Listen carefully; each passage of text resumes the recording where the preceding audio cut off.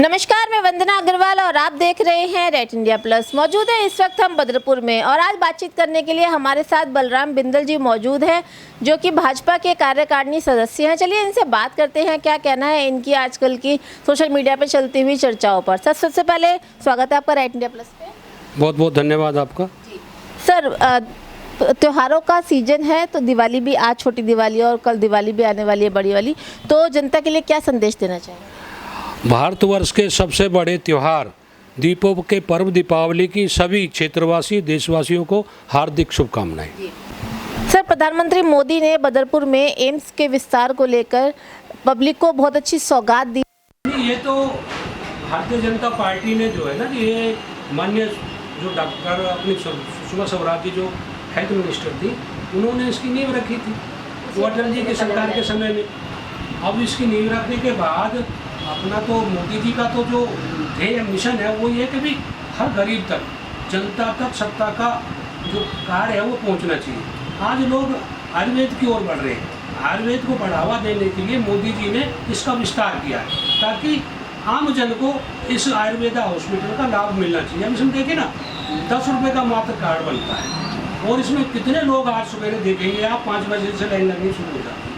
हज़ारों लोग इस लाभ का फायदा ले रहे हैं। आज इसमें और बेड बढ़ाए हैं तो इससे और क्षेत्र की जनता का और दिल्ली की जनता का इसको लाभ मिलने वाला है। तो ये तो जनता के लिए बहुत हितकारी सुविधा है। आम आदमी पार्टी के नेता जो केजरीवाल जी हैं, अपने शीर्ष नेताओं के साथ में जेल से बाहर आ चुके हैं, तो उनके बाहर आने के बाद अब चुनाव को किस नजर से देखते हैं? देखो, वो व्यक्ति झूठ की राजनीति करता है और मेरा मानना है कि जो व्यक्ति झूठी कस्में खाता हो, अपने बच्चों की झूठी कस्में खाता हो, अपने गुरु की झूठी कस्में खाता हो, दिल्ली की जनता की झूठी कस्में खाता हो, उस व्यक्ति से क्या आशा करते हैं? सत्ता के लिए वो कुछ भी करेगा, वो जो भी उसको बोलना पड़े, जो भी कहना पड़े, वो तो माफ़ी भी मांग रहा है। भाजपा के नेताओं से, मोदी जी से सबसे माफ़ी मांगता फिर रहा है कि मुझे माफ़ कर दो, मेरे से गलती होगी। कितनी गलतियों को माफ़ करता है?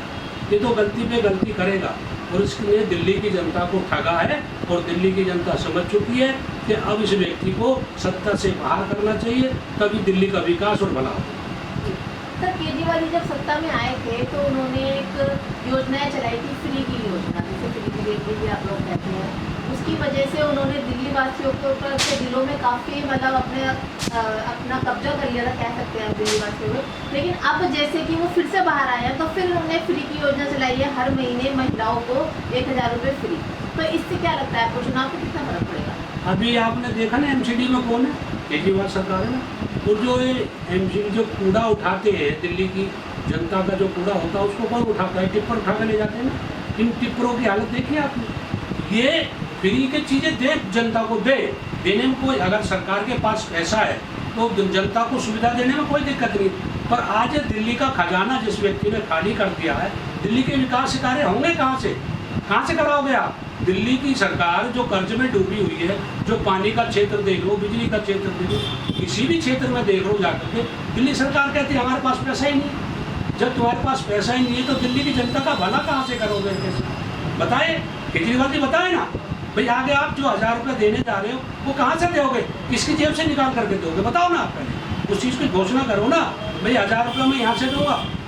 बजट का रोना रहते हो और फ्री की चीज़ों की सौगात बांटने के लिए इच्छा रखते हो। कहाँ से आएगा पैसा भाई? कौन देगा? फिर कहते हैं जी मोदी जी केंद्र हमको पैसा नहीं दे रहा। अरे केंद्र तो पैसा दे रहा है। आज दिल्ली की बसों की हालत देखो ना, मोदी जी को ही दिल्ली के लिए बसें देनी पड़ी हैं। कभी इस दिल्ली की जनता का क्या कसूर है? दिल्ली की बसों की हालत क्या है? आज जो इलेक्ट्रॉनिक बसें दिल्ली की सड़क पे घूम रही है, किसने दी है? क्या ये केजरीवाल जी ने दिए या मोदी जी ने दिए? ये सोचना चाहिए, समझना चाहिए।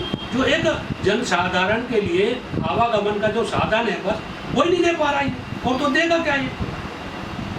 दिल्ली विधानसभा को लेकर संगठन कितना तैयार है? नहीं, भाजपा की बात करें, किसी संगठन की बात कर लो? भाजपा के संगठन की। भाजपा देखिए, पूरे देश के अंदर अगर आप देखोगे तो आज एक जो भगवा है ना वो फहरा रहा है। आज उड़ीसा के अंदर भी जहाँ आप सोच नहीं सकते, जहाँ बीजू पटनायक और नवीन पटनायक का राज रहा हो, वहाँ भाजपा ने अपना परचम फहरा। देश के पूर्वोत्तर के राज्यों में भी आप जाकर के देखिए, वहाँ भाजपा का परचम है। और दिल्ली की जनता को ये समझना चाहिए, जब पूरे देश के अंदर भगवा फहराया जा रहा है तो दिल्ली का विकास करवाने के लिए हमें दिल्ली के अंदर। सर, 26 साल का वनवास भाजपा का क्या लगता है आपको खत्म होगा? नहीं, हमारा कोई वनवास नहीं, वनवास 13 साल का हुआ था भगवान राम का, है जी। हम उस गिनती में थोड़ी आते हैं, भगवान की गिनती में भाजपा तो आ नहीं सकती। तो ये समय निकल जाएगा। अब समय हमारा आने वाला, जनता इसको समझ चुकी है। पहले कांग्रेस का 15 साल शासन रहा, क्योंकि जो हमने 1993 से लेकर के 98 तक जो भाजपा ने शासन, उस शासन काल में दिल्ली के अंदर क्या क्या उपलब्धियां रही, ये दिल्ली की जनता को समझना पड़ेगा। जो दिल्ली के अंदर जितने भी कॉलेज बने वो मान्य खुराना जी के कार्यकाल के अंदर, दिल्ली में जितने भी स्कूल बने वो मान्य साहिब सिंह वर्मा जी की देन से, दिल्ली के अंदर जो मेट्रो आई, जो दिल्ली के अंदर विकास कार्य है, वो एक प्याज के मुद्दे ने भाजपा को सत्ता से बाहर कर दिया। और वो प्याज का मुद्दा वो दिल्ली की जनता के लिए भारी पड़ा, क्योंकि दिल्ली की जनता में कुछ लोग ऐसे भी हैं जो भटक जाते हैं। उस भटकन के कारण आज दिल्ली की जनता उन सब चीज़ों का खामियाजा भुगत रही है। तो कोई वनवास नहीं है, वनवास भगवान राम को हुआ था। भाजपा उस श्रेणी में नहीं आती, राजनीतिक दल है, आना जाना ये तो चला रहेगा।